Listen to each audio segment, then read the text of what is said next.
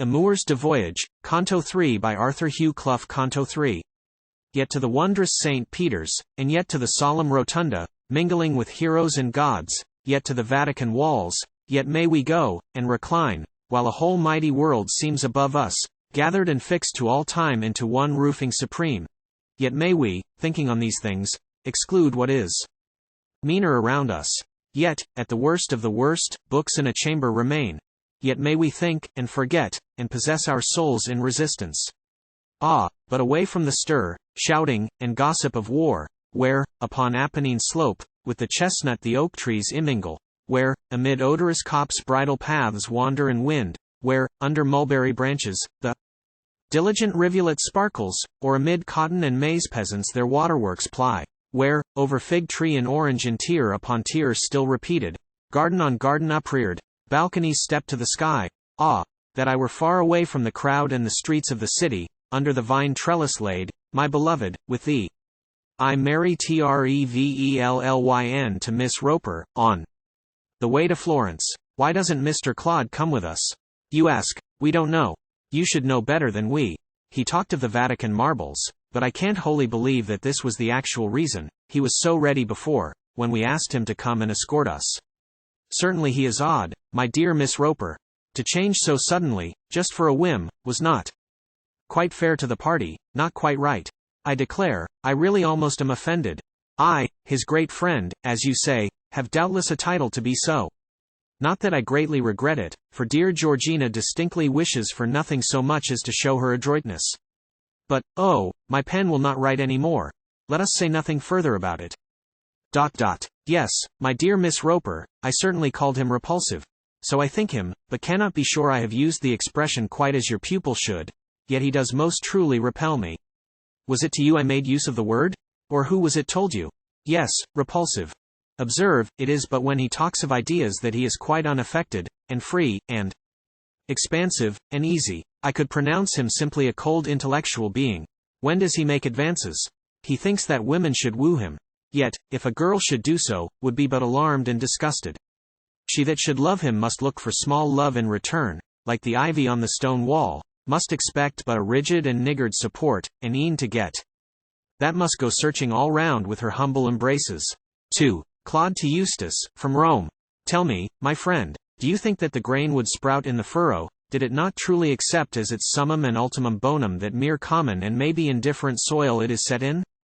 Would it have force to develop and open its young cotyledons? Could it compare, and reflect, and examine one thing with another? Would it endure to accomplish the round of its natural functions, were it endowed with a sense of the general scheme of existence? While from Marseille in the steamer we voyaged to Civita Vecchia, vexed in the squally seas we lay by Capraja and Elba, standing, uplifted, alone on the heaving poop of the vessel, looking around on the waste of the rushing incurious billows. This is nature, I said. We are born as it were from her waters.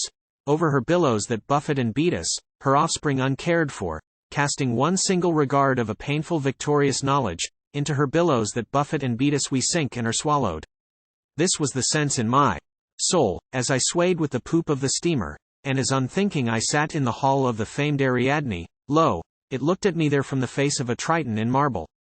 It is the simpler thought, and I can believe it the truer. Let us not talk of growth. We are still in our aqueous ages. 3. Claude to Eustace. Farewell, politics, utterly. What can I do? I cannot fight, you know, and to talk I am wholly ashamed. And although I gnash my teeth when I look in your French or your English papers, what is the good of that? Will swearing, I wonder, mend matters? Cursing and scolding repel the assailants? No, it is idle. No, whatever befalls, I will hide, will ignore or forget it. Let the tale shift for itself. I will bury my head. And what's the Roman Republic to me, or I to the Roman Republic? Why not fight? In the first place, I haven't so much as a musket. In the next, if I had, I shouldn't know how I should use it. In the third, just at present I'm studying ancient marbles. In the fourth, I consider I owe my life to my country. In the fifth I forget, but for good reasons are ample. Meantime, pray let 'em fight, and be killed. I delight in devotion, so that I list not. Hurrah for the glorious army of martyrs. Sanguis martyrum semen ecclesic.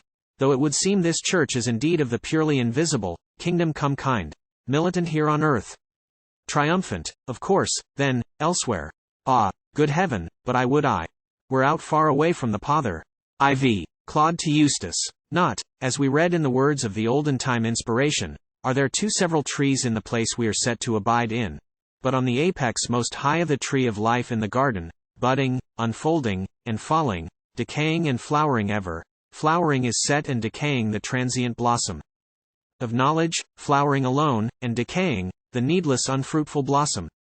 Or as the cypress spires by the fair flowing stream Hellespontine, which from the mythical tomb of the godlike Protesilaus rose sympathetic in grief to his love-lorn Laodamia, evermore growing, and, when in their growth to the prospect attaining, over the low sea banks of the fatal Ilian city, withering still at the sight which still they upgrow to encounter.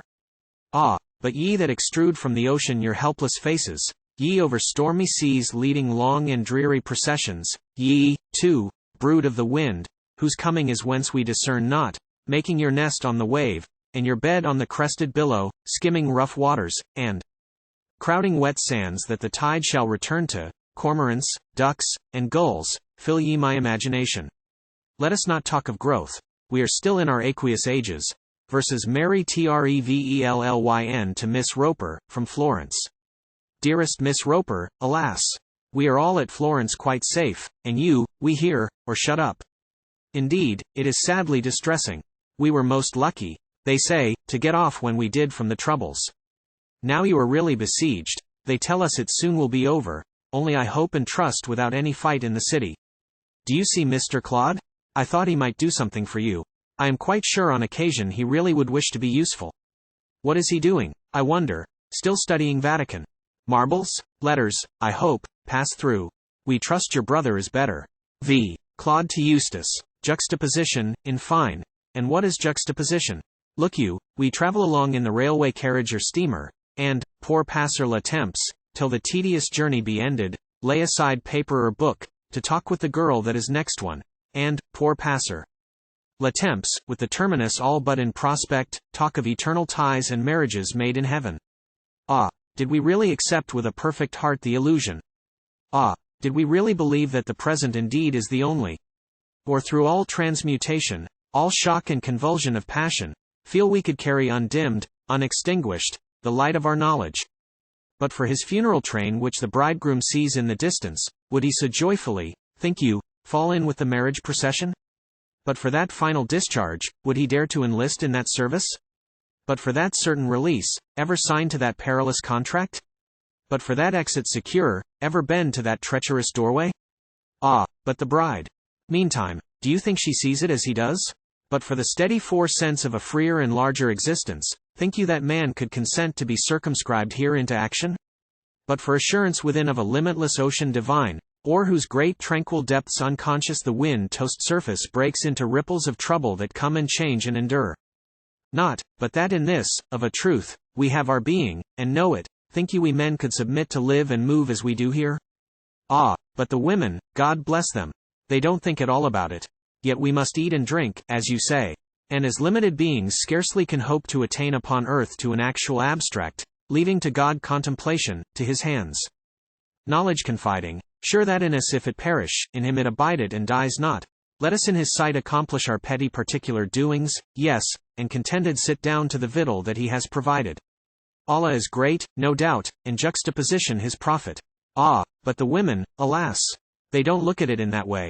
Juxtaposition is great, but, my friend, I fear me, the maiden hardly would thank or acknowledge the lover that sought to obtain her, not as the thing he would wish, but the thing he must even put up with, hardly would tender her hand to the wooer that candidly told her that she is but for a space, and add interim solace and pleasure, that in the end she shall yield to a perfect and absolute something, which I then for myself shall behold, and not another, which, amid fondest endearments, meantime I forget not, forsake not.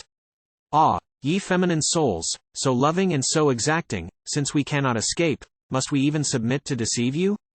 Since, so cruel is truth, sincerity shocks and revolts you, will you have us your slaves to lie to you, flatter and leave you? 7. Claude to Eustace. Juxtaposition is great, but, you tell me, affinity greater. Ah, my friend, there are many affinities, greater and lesser, stronger and weaker, and each, by the favor of juxtaposition, potent, efficient, in force, for a time. But none, let me tell you, save by the law of the land and the ruinous force of the will. Ah, none, I fear me, at last quite sure to be final and perfect. Lo, as I pace in the street, from the peasant girl to the princess, homo sum, nihil humanum me alienum puto, vir sum, nihil efsimine, and e'en to the uttermost circle, all that is nature's is I, and I all things that are nature's.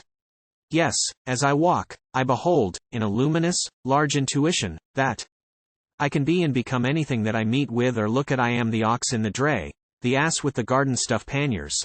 I am the dog in the doorway, the kitten that plays in the window, on sunny slab of the ruin the furtive and fugitive lizard, swallow above me that twitters, and fly that is buzzing about me. Yea, and detect, as I go, by a faint, but a faithful assurance, e'en from the stones of the street, as from rocks or trees of the forest, something of kindred, a common, though latent vitality, greets me, and, to escape from our strivings, mystic kings, misgrowths, and perversions, fain could demand to return to that perfect and primitive silence, fain be enfolded and fixed, as of old, in their rigid embraces. 8. Claude to Eustace. And as I walk on my way, I behold them consorting and coupling. Faithful it seemeth, and fond, very probably faithful, all as I go on my way, with a pleasure sincere and unmingled. Life is beautiful, Eustace, entrancing, enchanting to look at, as are the streets of a city we pace while the carriage is changing, as a chamber filled in with harmonious, exquisite pictures, even so beautiful earth, and could we eliminate only this vile hungering impulse, this demon within us of craving, life were beatitude, living a perfect divine satisfaction. Ix.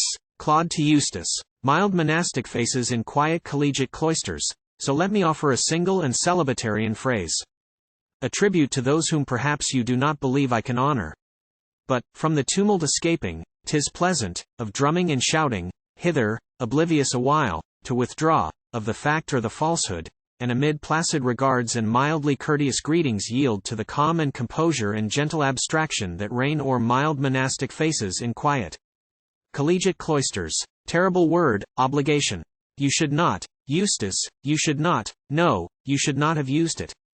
But, oh, great heavens, I repel it.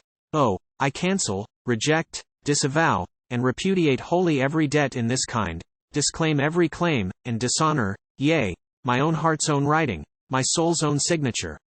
Ah, no, I will be free in this. You shall not, none shall, bind me. No, my friend, if you wish to be told, it was this above all things, this that charmed me, ah, yes, even this, that she held me to nothing.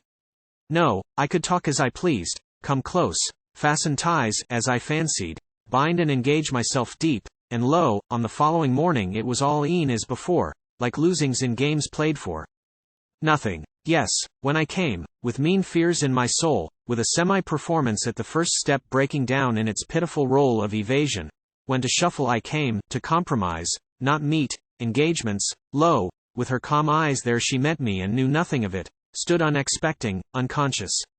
She spoke not of obligations, knew not of debt. Ah, no, I believe you, for excellent reasons. Ex Claude to Eustace. Hang this thinking, at last. What good is it? Oh, and what evil? Oh, what mischief and pain?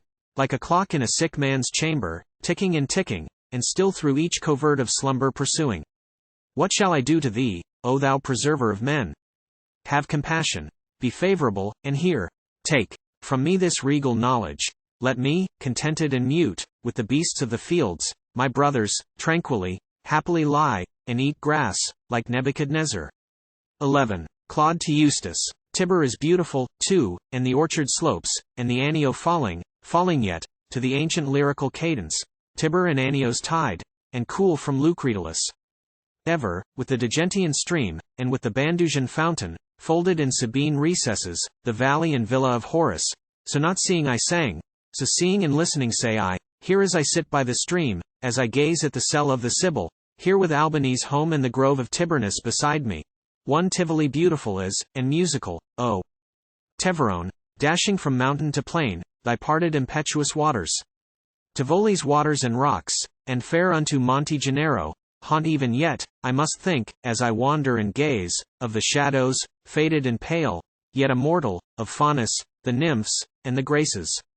fair in itself, and yet fairer with human completing creations, folded in Sabine recesses the valley and villa of Horace. So not seeing I sang, so now nor seeing, nor hearing, neither by waterfall lulled, nor folded in sylvan embraces, neither by cell of the Sibyl, nor stepping the Monte Gennaro, seated on Anio's bank, nor sipping Bandusian waters, but on Montorio's height, looking down on the tile-clad streets, the cupolas, crosses, and domes, the bushes and kitchen gardens, which, by the grace of the Tiber, proclaim themselves Rome of the Romans, but on Montorio's height, looking forth to the vapory mountains, cheating the prisoner hope with illusions of vision and fancy, but on Montorio's height, with these weary soldiers by me, waiting till Oudinot enter, to reinstate Pope and tourist. 12. Mary. Trevellyn to Miss Roper. Dear Miss Ropers, it seems, George Vernon, before we left Rome, said something to Mr. Claude about what they call his attentions. Susan, 2 nights ago, for the first time, heard this from Georgina. It is so disagreeable and so annoying to think of. If it could only be known, though we never may meet him again, that it was all George's doing, and we were entirely unconscious, it would extremely relieve your ever affectionate Mary. P.S. 1. Here is your letter arrived this moment, just as I wanted. So you have seen him, indeed, and guessed, how dreadfully clever. What did he really say? And what was your answer exactly? Charming. But wait for a moment, I haven't read through the letter. P.S. 2. My dearest Miss Roper, do just as you fancy about it.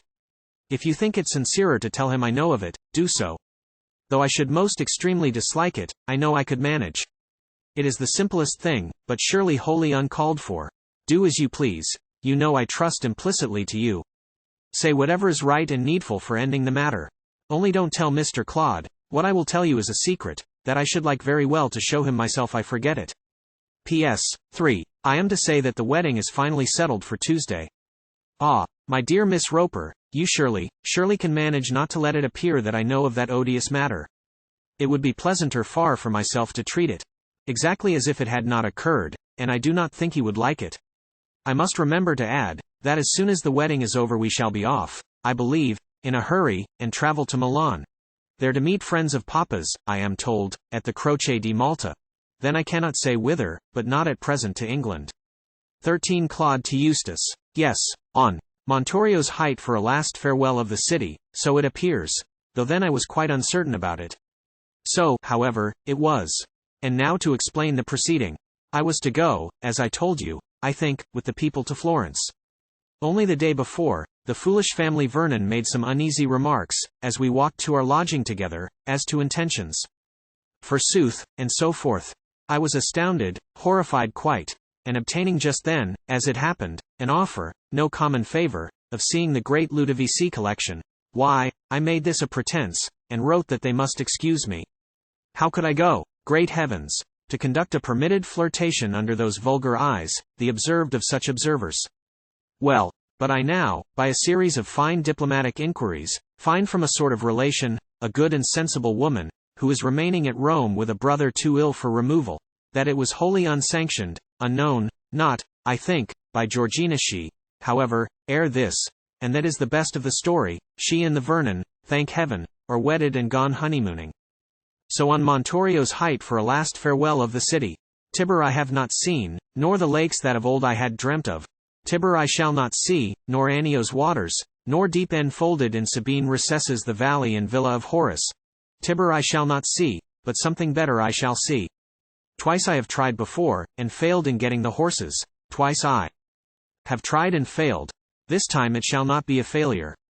Therefore farewell, ye hills, and ye and vine-yarded ruins.